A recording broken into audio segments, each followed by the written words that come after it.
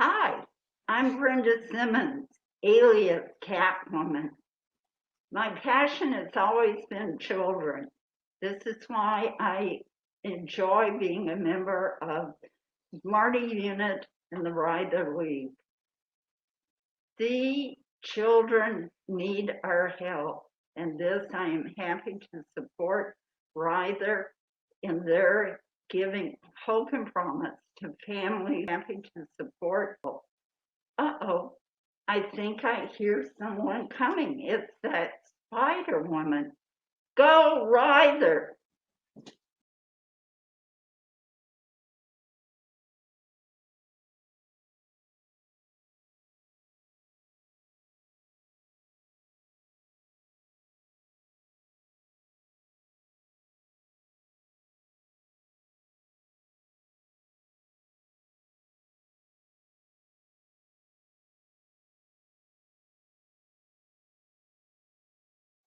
Hey, I'm Suzanne Paulson, Spider Woman.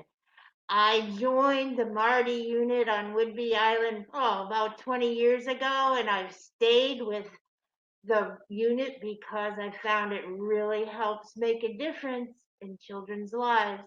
And that's what I want to do, just weave safety webs for the little spiders out there. Go, Ryther. Bye.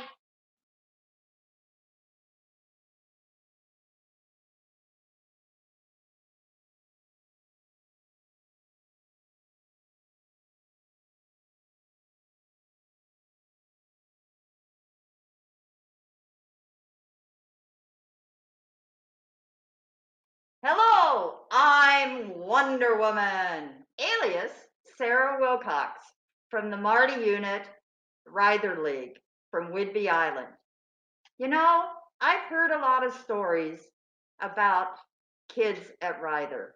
And I just don't know how kids can't be cherished and loved like I was growing up. Well, I support Ryther by working on projects and also donating.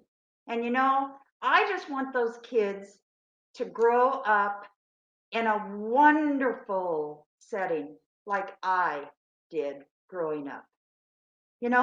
I think I hear another superhero. So I better get out of here.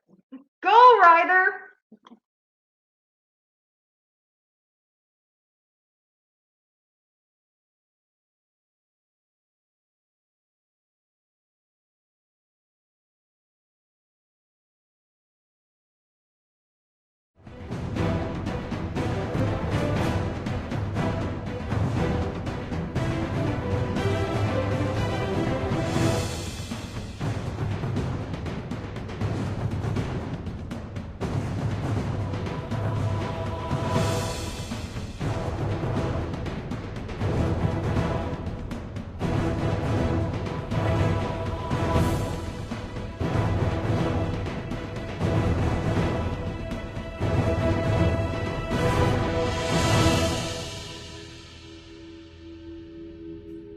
Hello, and welcome to Ryther's Superhero Masquerade event. I'm your host, Dr. Freeman. I'm a licensed clinical psychologist and manager on the Outpatient team. I must admit, when I found out the theme for this event was superheroes, I was really excited. I've always loved superheroes, from a kid to an adult. And then we were asked, what would be your superpower? Wow, that's a really tough question. There's so many to choose from. So instead of picking a superpower, I started thinking about what makes a superhero. So because of the years and years of research that I've conducted on superheroes, I created a list of qualities that I feel all superheroes have. And from that list, there's two qualities that really stuck out to me. One, superheroes are compassionate. And two, superheroes have a desire to help others. Let me be the first to say, welcome, superheroes. I call you superheroes because I know you have these qualities. And I can say that with confidence because, well, if you didn't have those qualities, I don't think you'd be watching this video. So thank you. We all know this isn't how Ryther's annual events normally go. And we all miss being in the same room together. Believe me, as a host, I prefer being in a room with all of you, looking out to the crowd, and be able to tell if you're laughing at my jokes. Instead, I'm looking at a cell phone on the stand with some stuffed animals behind it and trying to record a video while my 1-year-old takes a nap. Regardless of the situation, your support over the years has been so important to us. And while we know it isn't the same, we are happy you're here tonight. I'd like to take a moment to thank our sponsors who made this event possible. This year more than ever, Ryther needs your support.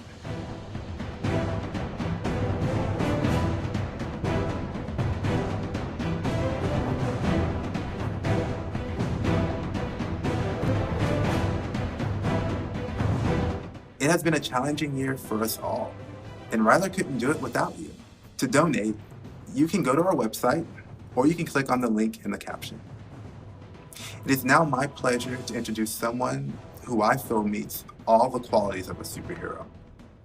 Please welcome our CEO, Karen Brady. Karen will be providing you with an update on how the year's been. Thank you so much for being with us this evening. I know that you all have very busy lives, and I'm so appreciative that you decided to take time out of those busy lives to join us this evening. We are especially grateful for your support this year, as we, like you, have faced many unprecedented challenges. Like the rest of the world, Ryther's world was turned upside down when COVID-19 became a reality. But our staff are superheroes, and they quickly moved to working virtually. Individual, family, even group therapy moved to being remote. Then, with the rest of the country, Ryther was rocked by the death of Mr. Floyd and Ms. Taylor. Their brutal deaths, among so many brutal deaths of Black and brown people over the decades, impacted our staff significantly. Our staff grieved. Many of them were moved to further action, and we all work to support those that we serve that have been impacted by those deaths. Ryther staff have stepped up as superheroes that they are. In a time of unprecedented hardship, the need for behavioral health care services and support is greater than ever. The staff at Ryther have met that need by bringing food and gift cards for essentials to families that we serve who are in need. They have provided phones and tablets to families without those devices so they could connect with their therapists and other providers. We have arranged for face-to-face services with strict precautions in place so that children and youth can receive the essential services they need. We truly could not do this important work without the Ryther community. It has been the Ryther community that has helped us. Early in the pandemic, the Ryther League sewed masks and gowns for the staff and children that came to the campus every day. The League and so many of you helped financially so that we could help parents feed their children, connect them with therapy, and provide the basics so that they could thrive. You have also stepped up to help us improve our technology infrastructure so that we are much better positioned in this new virtual world. Thank you for being superheroes and being part of the Ryther community.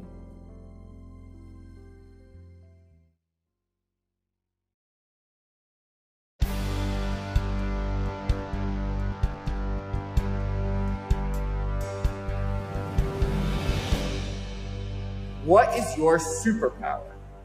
My superpower is to stop the villains of the world from taking over. Using my spears. My superpower is probably singing and imaginating.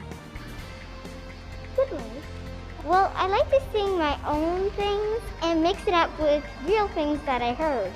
My superpower is super sniffing. I can sniff really well, even for this strong N95 mask. Also, I can hear really good. Like I can smell if food is rotten before my parents even do.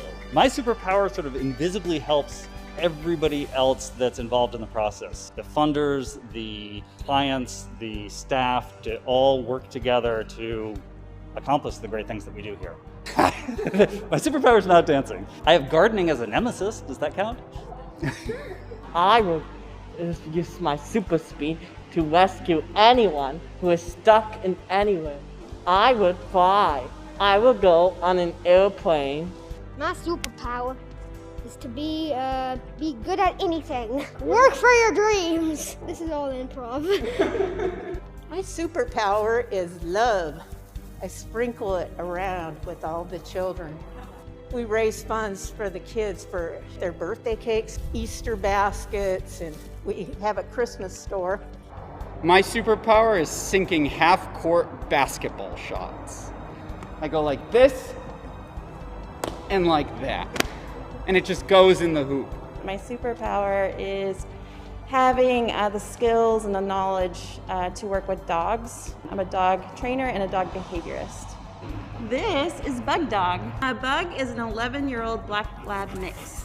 She sometimes comes with me to camp and helps kids just build their confidence around dogs and feel safe and secure and learn kind of the rules of how to be safe around dogs. And she helps me teach dog handling skills. I think my superpower is always being able to see the good in everything. So I think I use it by whenever I meet a client or a family, I look for strengths at the start, and I'm able to use that to help the kids grow and the families grow. I think I energize other people that I work with. Being around for a long time, being able to stay committed and stay focused and stay energized. I notice other people can't do this, but like, it doesn't look that cool, but I've noticed that a lot of other people can't do it except my grandma and mom, so. Unfettered optimism. Yes, unfettered optimism means that you want to pay it forward, that you believe that if you bring good things into the world, that good things happen to those around you, and it's a virtuous cycle, and we can change the world with a little bit of unfettered optimism. Well, I'm really good at art, sculpting, painting, drawing, you know. I either keep it or send it to people. My superpower is that I'm autistic and I can relate to kids with autism in a way that not a lot of other people can. And so I use that to kind of help other providers and help parents and help kids themselves like kind of understand what's going on with them, because I was undiagnosed until I was 18, and so I had to muddle my way through things. So I use my power to help kids grow and learn. To calm down evil creatures. And then I can use calm creatures to fight enemies. My superpower is giggling. Because giggling is the best. I sing because I want to be a star singer when I grow up. Another superpower is that I'm good with electronics. And I have a whole room designated to electronics. This is how I should look. This is how I do look. Oh, so cool. I get money. Yes, that would actually be a good superpower. Just voila, money. These? It's their hearts. My love glasses. Swish. And you gotta go like this. Superpowers don't have to be monumental. They can be tiny things that have big impact, or they can have big things that have a small impact over a large group of people. Let's do the mask down. Yeah, and that was a cool mask. With a classic like.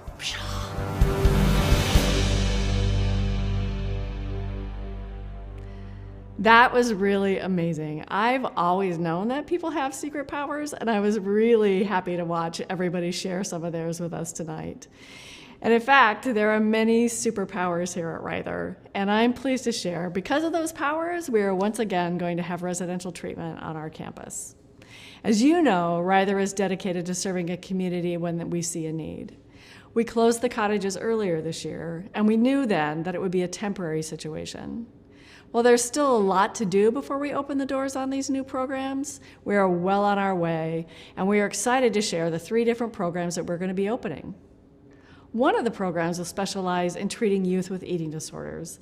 Another will focus on children and youth diagnosed with autism or anxiety or an obsessive-compulsive disorder. And the third program will serve children and youth with general behavioral health care issues that are serious, with concerns like depression. Why these programs? Because Ryther serves children, youth, and young adults with complicated mental health and behavioral health challenges. In serving those young people, we saw gaps in the service continuum where children and youth were not able to find the services they needed at the time that they needed them. We also heard from parents, from schools, from pediatricians, and from hospitals that these are significant needs in the community that are not being met.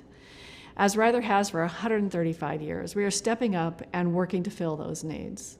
What is particularly important is that these programs will bring essential services to children who don't have any other options for this level of care. But in order to do this, we need your help.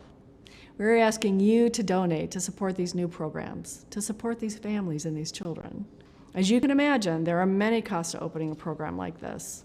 Costs that occur before doors ever open, like hiring and training the staff and getting the environment specially designed for the children that will be in them.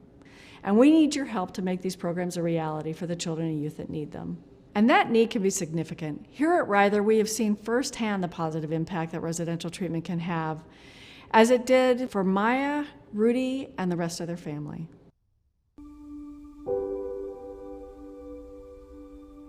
Rudy is my oldest son. He is compassionate, hilarious, witty. He is the most complex being I've ever known. Many people could not possibly imagine the level of violence that we would experience starting when he was 5 and 6. He broke Ryan's car windows 3 or 4 times. It became daily battles, verbal thrashings. When we first got the autism diagnosis, it gave us a roadmap to Rudy's brain. As a mom, you love your baby more than anything, and you will crawl through glass for them to have them succeed. But at the same time, I felt like a victim, a victim of violence. And so some days would be very hopeless. When our psychiatrist first recommended Ryther, he described it as a residential program for kiddos who couldn't regulate. He said that he personally knew Dr. Ford, knew that she was one of the most dedicated and brilliant doctors he'd ever met, and said, Ryther is going to give you hope again. Rudy's time in the cottage was the hardest thing we've ever done. He felt like, why are you abandoning me here? You don't love me. The minute I walked out of his room, I would burst into tears. They were really compassionate with me, and they helped remind me that, you know what? We will take good care of your child, and he is in great hands, and our goal is not to keep him here. Our goal is to help you get him back into his home. It got better and better. He saw that he could trust the adults around him, that they got him. Being around all of those coaches, I think, gave him more positive perspective, positive self-image, and he knew they wouldn't give up on him. When he got out, it was hopeful, bumpy sometimes, but we had the tools to get through those bumps. When Rudy started here, he got to have BCBA therapy and ABA therapy. When we got discharged, they continued to work with us to transition to the home. That made his transition seamless. We learned how to set expectations, how to not give in to the explosiveness. There will be days when he starts to get escalated, but he can get regulated and back to what we call the green zone. Pre-Ryther, I didn't know if Ruben could ever trust his brother. Wait for me, Rudy, wait! They have become super close friends. Now when we have a bad day, my husband and I can look at each other and say, remember when every day was like this? Rudy's path before Ryther was scary and dark. I'm sure there's other families that feel hopeless now. I really want other families to be able to get the benefit that our family got. It just feels so light to know that, wow, look how far we've come.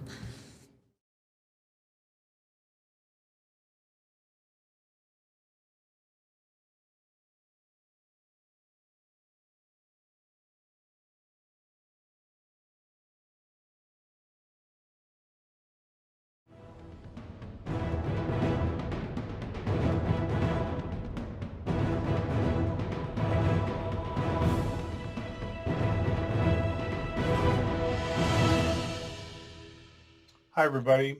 I'm Carl Quackenbush, the president of the Ryther Board of Trustees, here with you virtually tonight. Hey, thanks so much for tuning in today. What a powerful story we just heard about Rudy and his family. But you know, unfortunately, there are so many families having similar challenges in our community. They have children they love, they want to see get better, but they have nowhere to go for support. Many of these children have not received the help that they need when they need it, so the severity of their issues just gets worse. It's hard to believe, but here in Washington, there are only 84 publicly funded psychiatric beds for over 1.6 million kids in Washington. And the wait list can be 6 months or more. So instead of appropriate care, kids in our state are getting stuck in emergency rooms or hotel rooms, or they're left untreated, while their parents are overwhelmed and under-supported. At times, this can mean families have to choose between staying together and their kid getting the treatment they need because the only resources available are out of state. Ryther is uniquely positioned to help. We have over 100 years of experience with residential treatment. The kids who come to Ryther get treated and they get better. We now have the opportunity to open 3 new residential treatment programs so we can help the kids whose struggles are so severe they need full-time care. Because right now these kids aren't getting the treatment they need. The director of our inpatient services, who's building these new programs, gets calls almost weekly from parents looking for help for their children. She has to turn them away. Imagine the frustration of a parent who's told by professionals that what their kids need, and then in the next breath is told it's not available. So we're asking for your help. I know you probably get asked for money every day now by lots of worthy causes and candidates. I know I do. I'm hoping that you, our Ryther community, can prioritize us and donate. Community is the backbone of Ryther, has been for a long time. It includes the kids who need our help and the people who help provide that help when they need it. Everyone participating today is a part of that. We are all of the community, and we at Ryther are lifted up by it. When times are tough like now, we depend on you more than ever. And our community has always answered the call. So please consider a gift that helps us open these new treatment programs and gives families a lifeline of hope. We have seen a tremendous need in our community. We know that we can fill it, but not without your help. Thanks so much.